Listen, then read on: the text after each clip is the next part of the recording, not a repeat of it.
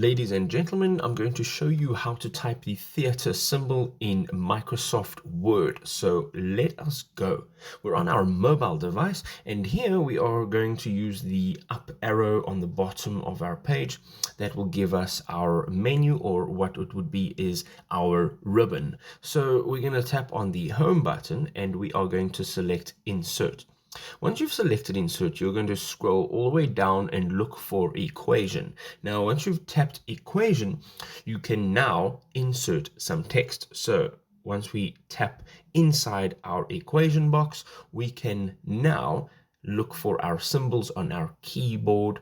We're going to tap on that, and there are some additional symbols. So you're going to use this key over here and make sure that you are viewing your additional symbols. Now, yours obviously may be in a different area, but we're looking for the backslash.